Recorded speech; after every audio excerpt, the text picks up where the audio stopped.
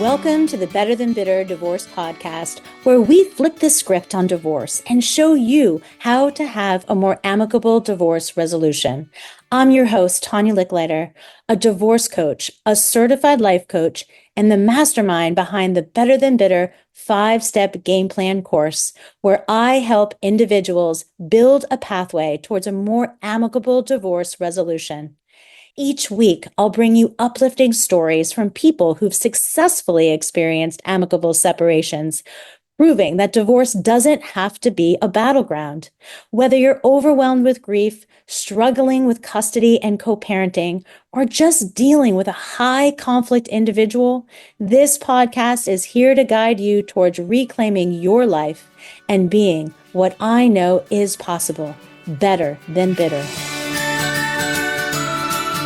Welcome to the Better Than Bitter podcast, episode number 35. Today, we are going to be talking about dads, divorcing dads, who have major struggles between fatherhood, dating, maybe taking on new responsibilities. And today, I have a guest. His name is Matteo Bavaro. And Matteo is a life coach, he's an author, and he is a founder of Divorce Dads Help. It's a coaching platform that really is dedicated to helping fathers who want to rediscover their best selves after divorce. He's got 30 years of experience as a private investigator and is now serving as a director of client engagement at Schultz and Associates, which is a law firm. And it's a law firm that is focused on men's and fathers' rights. So he dedicated to this world of men that men live in, fathers. And so he brings both professional and personal insight into this journey of fatherhood after divorce. And as you know, I always want to bring on guests who have had divorces, have gone through the divorce process. And Matteo, well, he's gone through too. And now he empowers men to reconnect with their children, overcome limiting beliefs, and build a purpose-driven life. His mission, well, he aligns perfectly with mine at Better Than Bitter. So I'm so happy to have Matteo joining us today, helping men grow resentful. Thank you, Tanya, for having me on your podcast.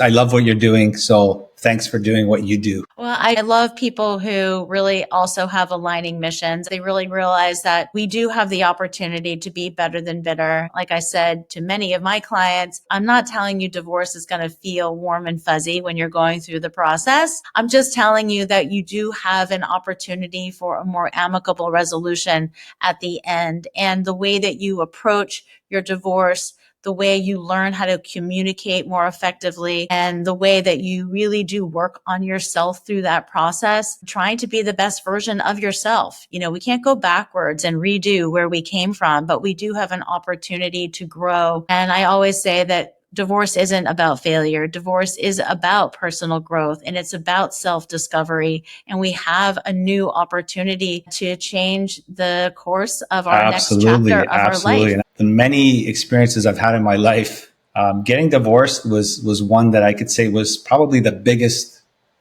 when it comes to personal growth that I've ever experienced. So yeah, you're 100% right about that. So the three different things that I believe that men who are going through divorce really struggle with. One is fatherhood, taking on this new fatherhood role, which is in a co-partnership versus a together partnership. The second is dating. I get a lot of men who come to me and they want to get back out there. But again, if they've got a co-parenting responsibility and they have custody, getting back out there and getting themselves ready for that, and then how to juggle that with having some sort of custody is always challenging. And the other part of it is, oh my gosh, I have to now do absolutely everything, which before it was like divide and conquer. And now it's like, oh my God, there's no his role, my role, their role, everything. You got to do everything. And we do too as, the spouses. So it's not just a men thing. It's a mother thing as well. All of a sudden solo parenting and you're like, oh my gosh, like I haven't gone to the supermarket in God knows how long, or I know how to do laundry, but like I was just kind of doing the laundry and somebody was folding the laundry or, it's like I have to go food shopping. I have to put 3 meals on the table. I have to pack lunches. I have to organize the carpools and the play dates and make sure that, the teenager isn't, doing something they shouldn't be doing. And you're doing it all alone, for the most part. There is three different aspects of life after divorce. And like you said, the first is the actual divorce itself and what you go through. And now all of a sudden, you're used to seeing your child on a daily basis. And now you're not. You're seeing them every other weekend and maybe once a week at best if you don't get this 50-50 shared custody. And then there's the aspect of doing everything on your own, trying to put yourself out there and go on dates, and how do you navigate that? And then of course the co-parenting aspect, which is it could be amazing, but I find for most men, it's very difficult because there's a reason why you're not together, because you're not on the same page on many things. So if you're not on the same page, usually in a relationship, it kind of transfers over to parenting. And I think that's where a lot of difficulties lie. And I could explain how it went for me. Are you ready for that? Yeah, let's do that. Let's do that. Cause it's interesting that you say that. Cause I think that when we were married, like in my marriage, we did struggle to be on the same page in the style of parenting. We both came from different styles of parenting. We parented different. But upon divorce, we really came together, and our co-parenting is so much better as a divorced couple than we were as a married couple. So again, I think it has to do with growth, and it has to do with doing the work and understanding how to communicate more effectively with one another. And that brings together in a co-parenting situation. So would love to hear your story, because like I said, my story is maybe unique. I think we're doing it better now than we ever have. My first divorce, I didn't have children. So it was manageable. Besides the heartbreak and just going through that part, that was tough, but it's something that time heals. But I really found during my second divorce was, I would say, the most painful chapter of my life. My daughter was about to turn 2, and I went from being a full-time dad to every other weekend, like I said earlier, and maybe once a week. And it was tough to get on the same page because it was, I just kept looking at what the other side was doing. Things I couldn't control, I tried to control. And there was years of, and I'm not putting blame on my ex, but it's not something she did intentionally, but I didn't even know what this was at the time. But I've learned that it is negative gatekeeping. And like I said, not to put any blame on anyone. And it could be the man, it could be the woman. But I just found that there was years of missed calls, withheld information, maybe on both ends. I'm sure I was to blame for part of that as well. And again, not to blame anyone, but there was subtle and not so subtle comments made, and it affected my daughter more than anything. She grew further and further apart from me. I think that most people refer to it as parental alienation. So for example, if your kid's coming home from the dad's, let's say, and the mom says, "Hey, what did you do this weekend?" We went to the park. Nice. Who did you play with? Well, there was no kids there. You went to a park. There was no kids. Wow. Okay. What did you eat? Well, I had a bag of potato chips. Okay. You didn't have food, like real food? No, dad just gave me chips and then we ate after. Okay. So it's that kind of stuff, right? And then it kind of follows up with, well, hey, why don't you go take a shower and I'll make your favorite meal, right? It's that kind of language that really it seems very innocent, but it is damaging to a child because they start piecing this type of language together with, wait a minute, my dad didn't give me a proper meal, or what? He didn't bring me to a place where I had company and kids to play with and that kind of stuff, right? Does that make sense? Yes. So it's interesting how you positioned it that way. We both are coaches, and at the end of the day, you can't control what the other parent's going to do. You're not going to be able to control what the other parent's going to say. The only thing you can control is how you react to it.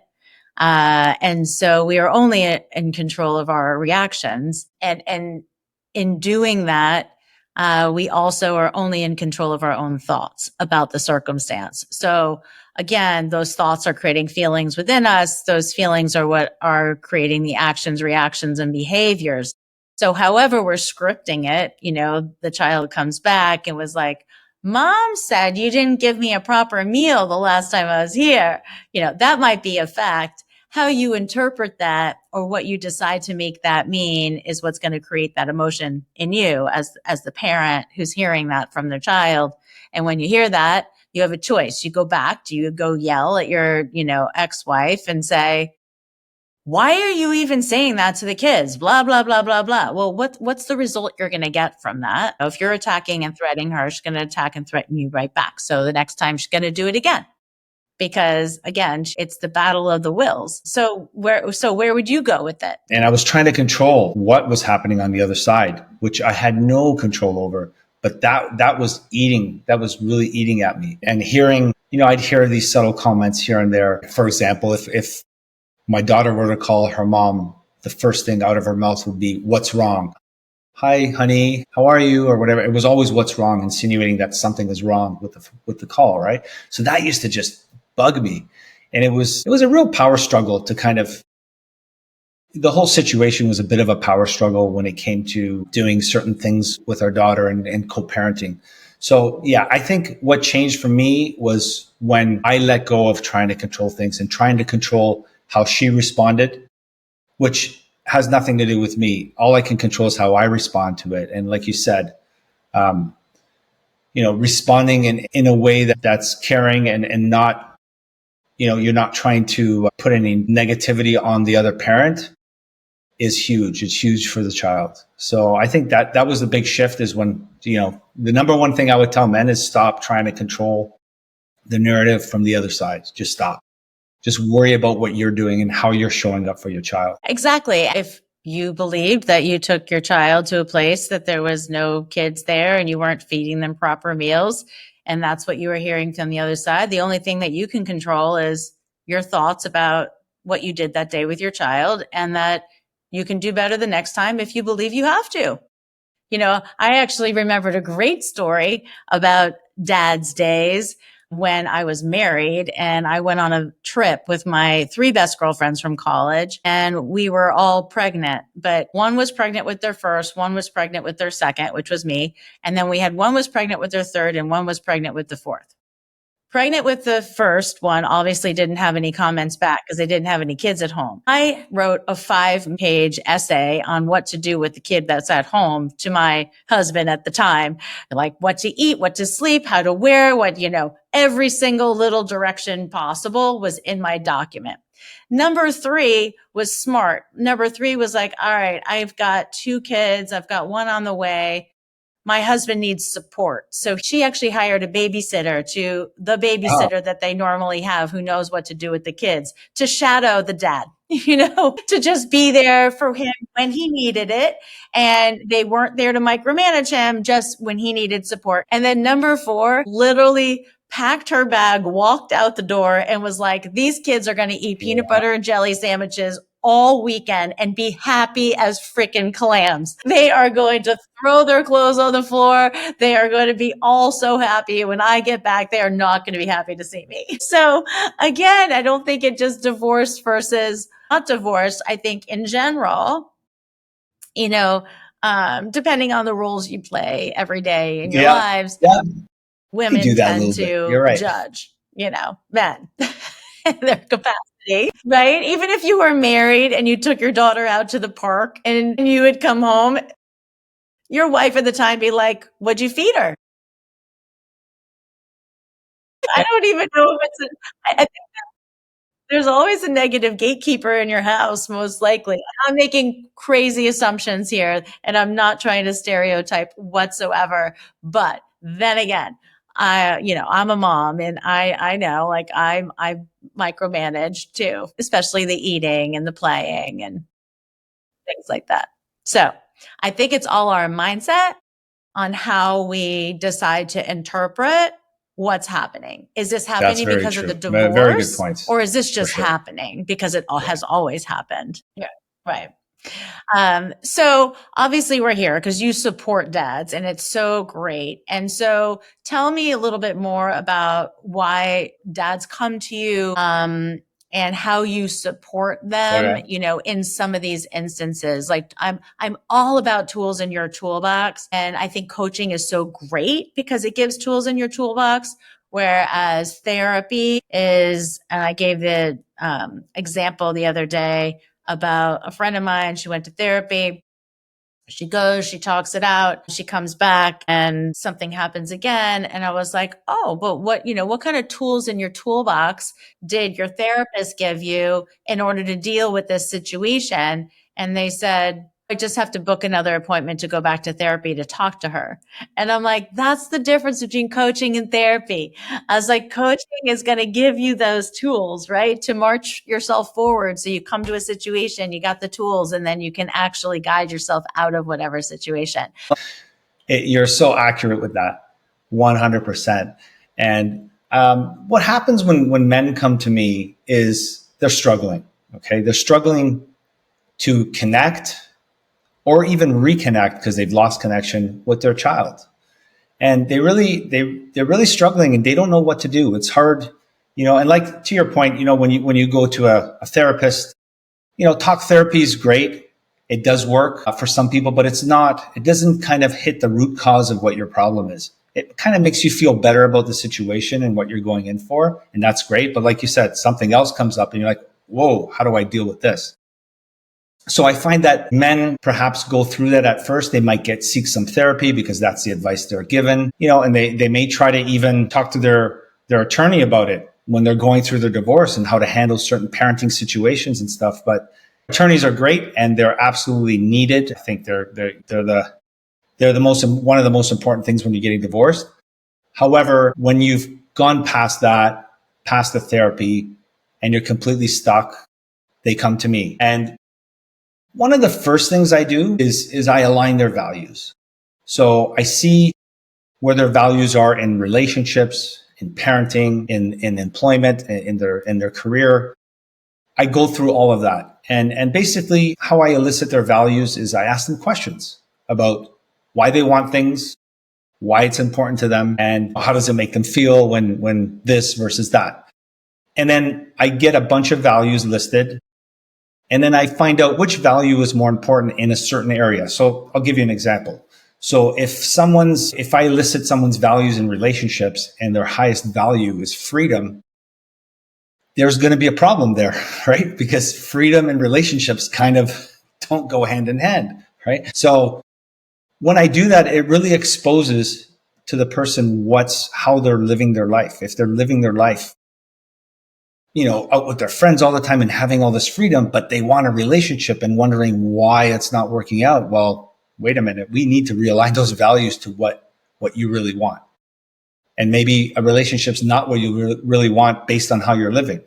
And another example is like, if you value love, let's say, and you're not living in a loving way, then you're never going to fulfill that value. You're never going to get there because you're frustrated or stressed all the time, but your highest value, you want love. You'll never find it. You'll never get there. Truly, absolutely, 100%. 100%. Well, you also have to love yourself first, right? And I think that with relationships that are ending in divorce, so many people believe they need connection, right? And the definition around connection is really different for a man and a woman. And that need for whatever physical intimacy or whatever that is meaningful or defined as connection to one, whereas connection to the other, might not be the same level of connection, right? Somebody wants to be heard, somebody wants to be seen, one person wants to be touched, everybody has their different definition. And I think that the really interesting thing about what you were just talking about is about love is like we all have maybe that we want to feel love, we want that. But at the end of the day, unless you try to get to that place of loving yourself, you're never going to really ever be able to love effectively, because you're looking for love for a sense of validation, or maybe for a different purpose. And it's really hard to love when it's like selfishly needed, right? So I think what you're doing is so great as it relates to that. I think that men coming to you are struggling, and they're just like you said, they have all of these different things, the connection with their kids, like that's so huge. And it pains me when I see fathers who don't get to see their kids. And again, it is. And I know that not everybody can do the 50-50. I mean, your careers and your life don't allow for the 50-50 to happen. Logistics, it's hard on the kids. I think those are all really important things. So you deal with values, which I love, aligning values. You deal with love and figuring out what love means to them and what they're striving for. One of the most important things, besides their values, of course, is really self-realization. Really being self-aware of being self-aware of your thoughts. Number one, being the gatekeeper to your own thoughts, to your mind, and what's going through your mind throughout the day, and just kind of not so much judging your you call it in NLP, we have the conscious mind and the unconscious mind, and we usually run our programs in the unconscious mind. 95% of our day is run unconsciously, like things we don't think about, like brushing our teeth and different things like that we do every day, different habits that we have. And so being self-aware of what's going on is step number one. When you're self-aware and you're not judgmental to that, just watch it and see where you're at. And just that's a big step.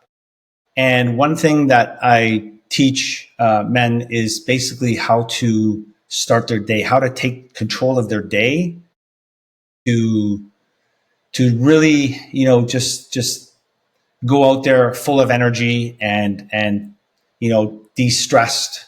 Like most of us wake up in the morning. I'm sure you've heard this. This is said everywhere. And, what is the first thing you do? You get on your cell phone and you start looking at emails, and your testosterone goes down, your estrogen goes up, and you're all stressed out already first thing in the morning. And my morning routine is, and what I teach other men to do is, when you wake up, I go to the bathroom to brush my teeth, is what most people do. And however, I change things up a bit. I brush my teeth. I'm right-handed. I brush with my opposite hand, with my left hand. And it just triggers my right side of my brain to activate, which it's been sleeping all night. So now it's activated. And then I'll look in the mirror and I'll stare in the mirror and actually stare at myself. Because most of us, as we look in the mirror, we're not really looking at ourselves. We're just, looking in the mirror, but not at ourselves. And I put my hands down and I just say, I love you 20 times. Like, I love you. And it's amazing. It's amazing what it does. It just, it's so soothing. It's a soothing feeling that you get that's hard to explain. Do that every day. And then you end it with a high five, both hands, because every time we've ever given high fives in our lives, we've been in a good mood. We were celebrating something. So you get a nice dopamine hit first thing in the morning just by high-fiving the mirror, high-fiving yourself. That's how I start. And then I continue on. I go downstairs and I do a breathing exercise. I'm sure your people are familiar with Wim Hof. Wim Hof has a breathing exercise. It's on YouTube. It's basically 30 breaths in, and then you hold your breath for a minute and a half, and you do 3 sets of that. And that really just gets oxygen in your body and really wakes you up, followed by a 10-minute meditation, gratitude, and things that I want to accomplish for the day, for the week, for the year. And then do a little light exercise, could be half hour. And I tell you, after starting your day that way, it just changes everything. Everything changes for you. I love those rituals. Those are great. I have been talking about another gratitude ritual that I had heard from a woman who does manifestation work. And she talks about gratitude and doing that first thing in the morning. but she gave this great exercise that gratitude doesn't have to be written down. It doesn't have to be like in a pad of paper. She's like, so you can do something as simple as before you even get out of bed and you're in your comfy bed and you're feeling the sheets on your face and you're moving your hands like, in the nice down comforter that you might have.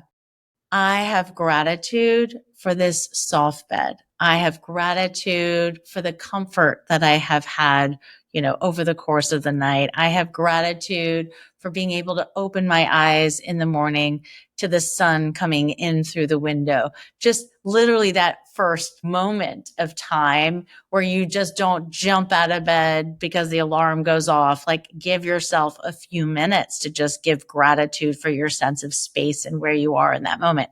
And I loved that because I have a really soft bed and I do really have gratitude for that. And I'm an early riser, but I really love the feeling of the sheets. Like, it was just such a simple sensory thing. And I love the fact that you look in the mirror and you tell yourself you love you 30 times. I love that. I think I might be laughing if I did that, but I think giving myself some high fives.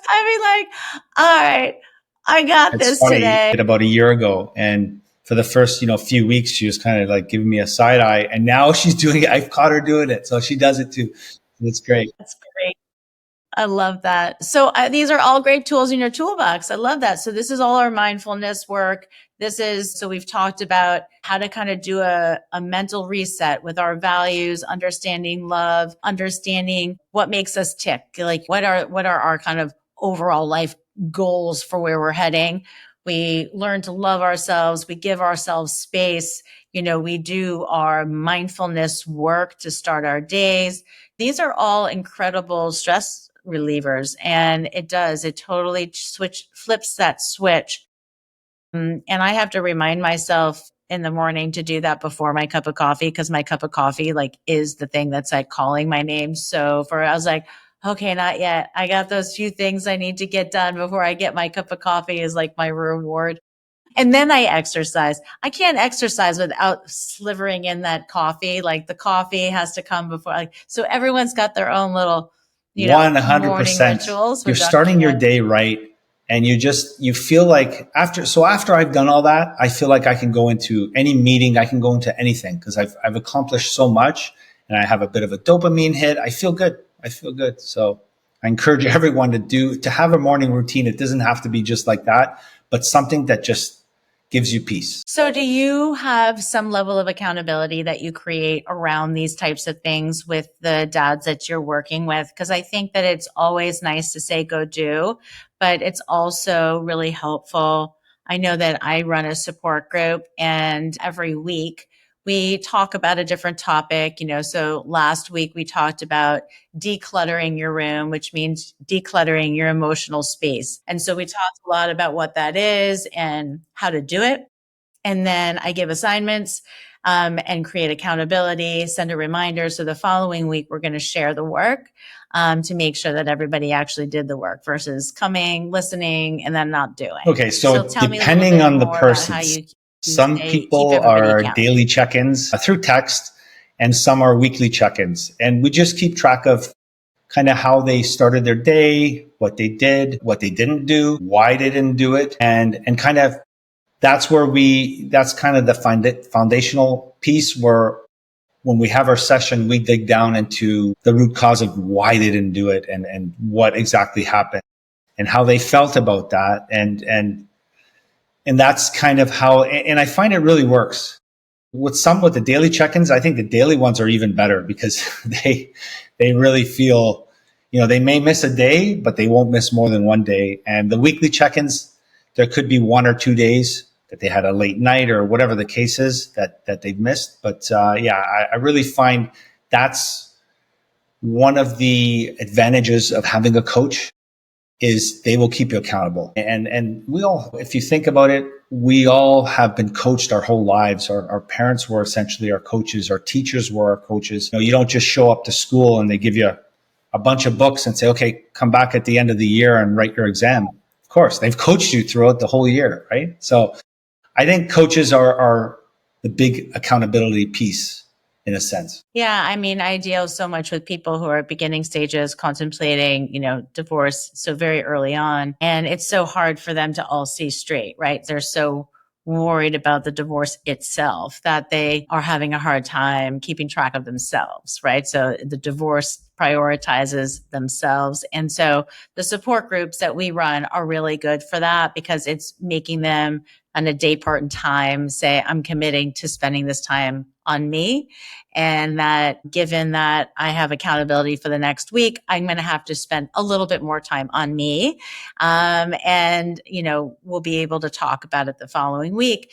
And then as I coach them, if they're doing one-to-one coaching, we can dig deeper into the divorce process, the support that they're going to need, the different professionals they should be hiring, not to write the 5-page dissertation to the lawyer because they're going to pay for every minute of that lawyer's time. So again, we revise, we bullet, so I'm dealing with the emotional side, but I'm also dealing with the logistics side to keep people accountable, to make sure they're not overspending on lawyers' fees and some of the other support stuff. So, well, I've really enjoyed, Matteo, learning all about you. And dads really it's interesting because I think that there's so many women out there who are so verbal about where they are in this process and the support that they need. They're asking for help in all different arenas, whether it's Facebook or Instagram or TikTok, or they're joining support groups or going to the church support groups. They're talking to their girlfriends.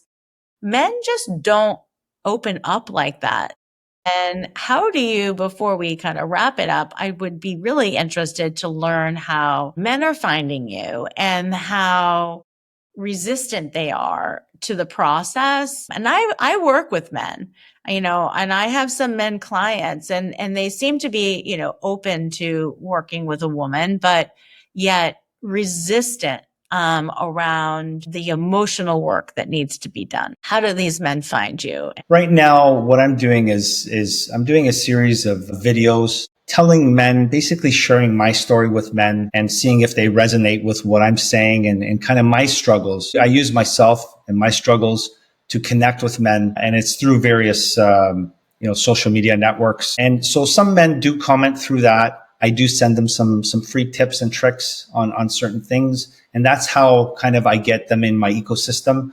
I also have a website, and it's through a lot of word of mouth as well. People recommend me. Men are afraid. They're afraid to be judged. They're afraid to really show their emotions and be open because they don't know.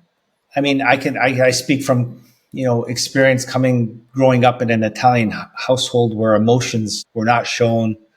And I was raised that way. So I understand where men are coming through. And I think a lot of men have been raised in that kind of family dynamic where, just suck it up and, just carry on and forget about it kind of thing. So I think what's happening is there's been a shift over the last several years with men opening up a little more. And it comes from exposure from male coaches and female coaches, of course, as well. But I think we're headed in the right direction as for men to kind of open up and really look deep inside at themselves to be their best version, not only for themselves, but for everyone around. Yeah, I think that's such a great way to kind of wrap this up. I always give kind of the 3 top tips, Matteo, in terms of what I've learned from today. And one, I do want to point out this idea around what you were calling negative gatekeeping. So I believe that is something that does occur, and you are only in control of the way you react to it. And sometimes rescripting to not point the blame on the divorce, as I added to it, to get a better understanding is this negative gatekeeping because we're divorced, or was this the exact behavior that was happening in my marriage? And so getting the thoughts aligned will prevent you from going down this road of, the fact that they're trying to badmouth you to the child. So it might not be that. It might be that. I'm just, trying to re-script it to allow for people to understand it's your thoughts that are creating your feelings. And if your thoughts about what's happening is that they're trying to prevent you from having a good relationship with your kid, could you re-script that by evaluating the actions that were taken to be like, oh, actually, that actually has been happening the entire time. So this is no different than any other day. And part of that is like, you can never have an expectation that your ex is going to show up any differently than they always have, because that you have no control over them. They might just continue to be the same person they always have. So that's rule one. The second thing I've learned today is really about being able to work with men and being able to give them some level of accountability and exploration around what are your values? Do you even know what they are? What are you looking for in your life? And, if love is that thing, what does love mean to you? If you're looking for a relationship, as you said, but you value freedom, how does that work together? And being able to deep dive on that to say like, okay, that's this pretty special woman that I'm going to want to love because I still want my freedom. Not to say that those people aren't out there. I actually might be one of those people. Like I like independence. And so, there's individuals that have anxious attachment style who they want to be with you all the time. And then there's ones who have more of an avoidant attachment style. And if you're one of those people looking for a relationship, but you want your freedom, don't date an anxious attachment individual. I'll tell you that much. And then the third thing is that men in the last few years, like you said, are opening their eyes to vulnerability. They're opening their eyes in being emotionally available. They're opening their eyes to wanting to better themselves. And in order to better yourself, you have to get in touch with how you're feeling. You have to get in touch with telling people how you feel and not being ashamed of doing that. And I'm just going to add the last thing is don't forget Matteo's ritual. I love you. I love you. I love you. I love you. I love you. I love you. High five. High five.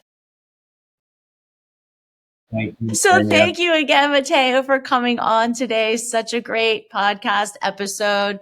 And everybody can find Matteo on Divorce Dads Help. All of the information about Matteo will be in our show notes. Thank you for joining us at Better Than Bitter. Amazing. And thank you for having me. That we can have you back on again in the near future. Thanks for tuning in to Better Than Bitter, Navigating an Amicable Divorce. Whether you are at the beginning of your divorce journey, midway through, or even done, we want the stories from our guests to give you hope that an amicable resolution is possible. If you'd like to dive deeper into today's episode, check out our show notes for a full transcript, reflections, and links to learn more about Better Than Bitter's coaching, courses, and how to connect with our fabulous guests. If you're ready for more support, you can head over to betterthanbitter.coach. There you'll find details and additional information on our 5-step game plan multimedia course, our one-to-one Zoom coaching, group coaching, monthly memberships, events and retreats, and a whole lot more. Plus, we've got a ton of free resources like our monthly newsletter, our private Facebook group, Instagram channel, and a library of articles and free webinars to help you along the way. When you go to our website, you'll be able to schedule a free 45-minute breakthrough call. Remember, we're here to help you reach an amicable resolution, find your courage, and believe in your brighter future. Because you know what? It is possible. At Better Than Bitter, we measure success by what we give and not by what we get. So let's change the divorce dialogue together. It's time to be better than bitter.